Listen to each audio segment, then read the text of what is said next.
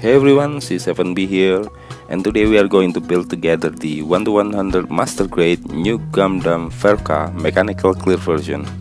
This one I'm going to repaint only the inner frame because the armors are all clear, so you can appreciate the mechanics of the inner framework inside, hence the mechanical clear. Okay, now let's take a look at the box. It looks similar to the regular MG New Verka box, but there are some slight differences in the writing of the title. The limited mechanical clear has the Gunpla Expo logo because it was sold at the Gunpla Expo 2014. Let's get the runners out. Because the video is going to be long, you can jump to the runners rundown section, the speed build, or the review and comparison section if you prefer. Just click the markers on the screen. And now the runners. Let me put the corresponding regular runners on the top right of the screen for comparison. I'm borrowing it from the dalong.net website. Well, as you can see, the armors runner, the A to I runners are all in clear translucent.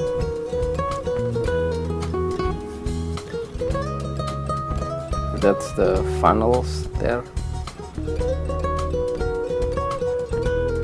That's for the skirt armor and the shield. That's also the fin funnels. That's the eye runner.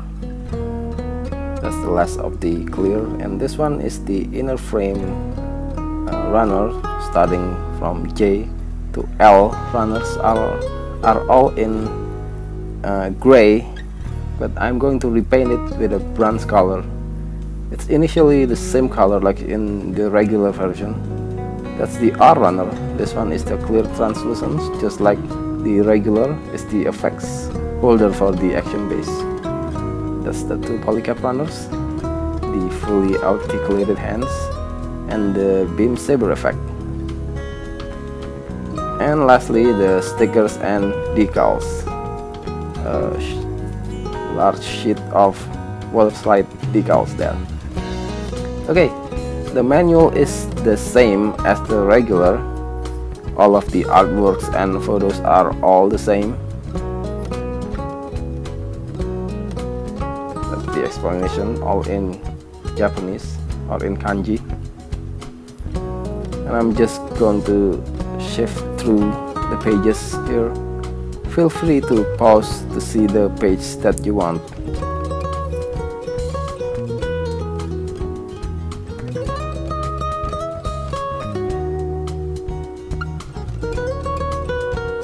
All intricate and detailed, like all of the first Shun Katoki kits.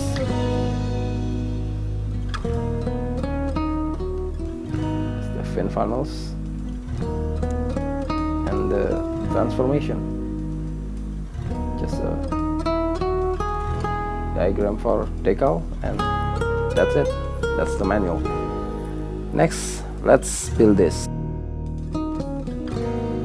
This speed build is going to be long. For this build, I've got my trusty bronze Sharpie there on the cutting mat. I need it because the bronze I was talking about earlier when I said I've repainted the inner frame to bronze. Well, as you can see, the result is stunning.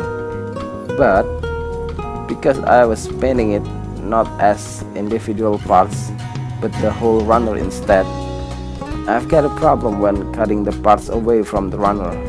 There's a tiny spot where the bridge connecting it to the runner that is not painted when I cut the parts of the runner. Yeah, you know the spot. It's the same spot where the knob marks are. So I'm using the Sharpie to give the tiny spot a nice afterpaint marking job, and it works flawlessly. Luckily, the bronze Sharpie color is the match for the bronze spray can I've used to repaint the runners. And working the torso first. This MG New Gundam Verka has a psycho frame gimmick for the Katagi version. Like the unicorn, the armor can open up some to reveal a green psycho frame underneath. For this mechanical clear, there's no clear green part. It's replaced to another translucent clear plastic. I can easily repaint the runner to candy tone green, but I think the color will not match the bronze inner frame. So instead, I will use the silver foil sticker given with the kit to give a dash of silver psycho frame in between the bronze, and it looks great. For some of you who used to repaint your Gundam, especially with spray cans like me, you will know that the paint gives a coat of thickness.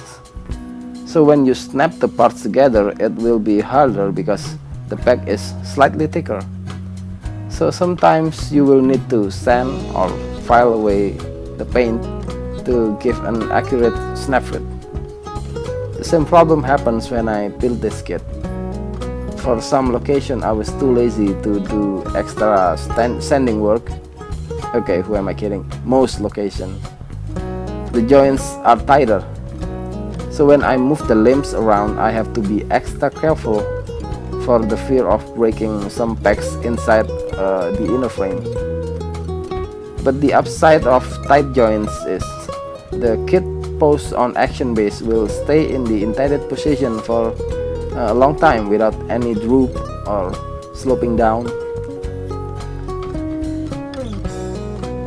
Like the regular counterpart, this kit also have a hollow space inside the chest just under the head to accommodate a LED unit. The same LED unit Bandai used inside a GN drive for MG00 kits. But since I don't have one, and to turning the LED on and off is just too much work, because you have to detach the backpack and open the back side to pull out the LED unit, and it actually will compromise the integrity of the whole torso and backpack. I will not put any LED gimmick inside the body. Now is finishing the legs. The legs are the most intricate parts to build in this master grade New Gundam. There are so many parts just for building the inner frame of the legs. From the looks and shape of the legs here, this mobile suit is a bit bulky in the lower area. The torso and the arms are normal, but the size of the thighs down are all larger. I've said before that I like lean and slender mobile suits like the Turn A or the Unicorn or the Delta Gundam. But those mobile suits have, well, normal legs. This New Gundam have huge legs. But I guess that's just the way they've designed it. And the Nemesis too, the Zazabi. Man, the Zazabi has freakishly enormous legs. The legs and waist on the New Gundam Verka itself needs 5 pages of manuals to build, and that times 2, meaning the right and left feet are the same build. The difference is only at the joints that connecting the legs to the waist. Oh, I love the double thruster on the back of the legs there. They are both on separate hinges, so they can all be opened up like that. See? Look how cool is that? And for the psycho frame opening gimmicks, well, you don't need to open or slide any armors around to see the psycho frame below the armor, because the armor itself is transparent, so there's no point in putting the silver stickers on the back of the psycho frame parts. But I'll do it anyway out of curiosity on knowing how it will turn out to be. And doing the side skirt and front skirt armor there.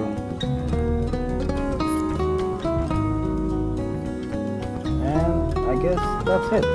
That's the whole body. And I'm now moving on to the backpack. And after this, the fin funnels. The backpack itself has 4 thrusters, and they are also can move individually. So yeah, that's cool. Now the fin funnels. There are actually 2 kinds of fin funnels configurations: the asymmetrical 6 funnels on one side and the double fin funnels, 3 on each sides. But the trademark of new Gundams is always the 6 funnels on the left side of the backpack.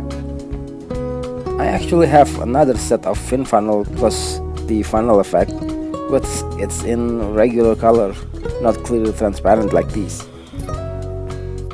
I believe that's a P Bandai product, but I got them for a cheap price, so yeah.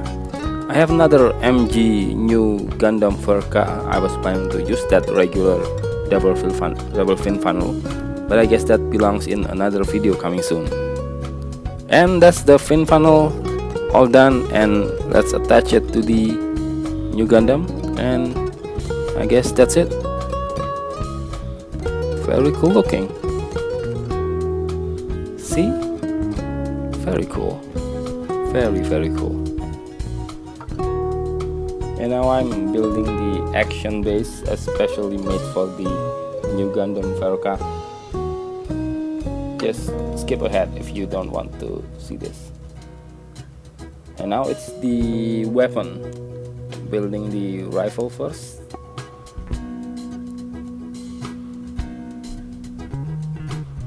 Next is the bazooka.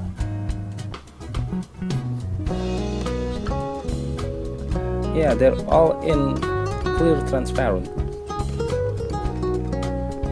just like the shield here. And the beam sabers, there are 2 of them. And that's the weapon. I guess that's all done. And now the review. As you can see on the kit, I've only put on 2 decals there. The Amuro logos on the left shoulder armor and on the shield. I think that's suffice. Other decals will only ruin the aesthetics of the inner frame that I'm trying to show off here. For the inner frame itself, apart from the bronze paint job I did, there are actually more details that can be highlighted and differentiate from the rest of the frame. I've already did that on my MG RX 782 and Zaku 2 mechanical clears. We will see them later on this video on the comparison section. That's the dual beam saber there. And that's the rifle and shield with the bazooka stored away on the back. I just love it when a model kit can store all of the equipment on the kit itself, so you don't have any scattered parts. They will get lost easily if you just have too many model kits like me.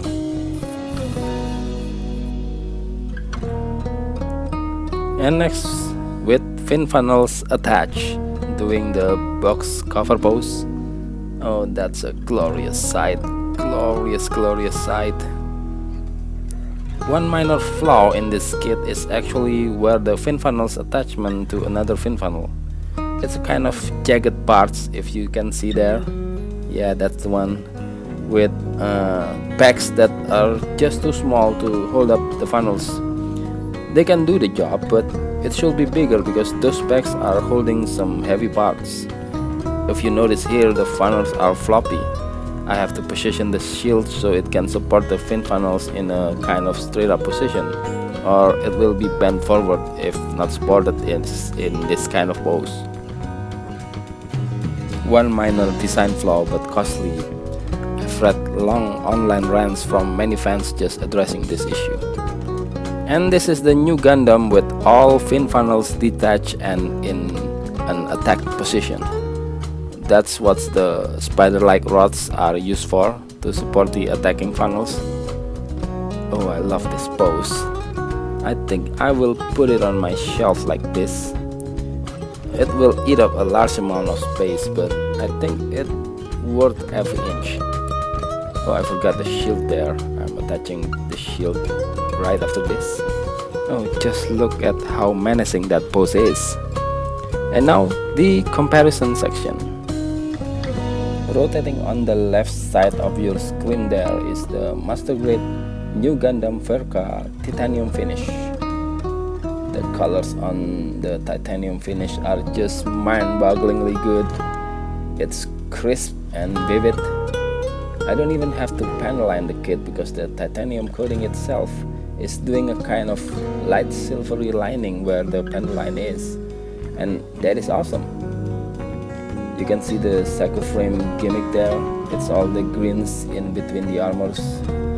Once again, you can see I'm using the shield to support the posing of the fin panels. Come on Bandai, fix this, get it right next time.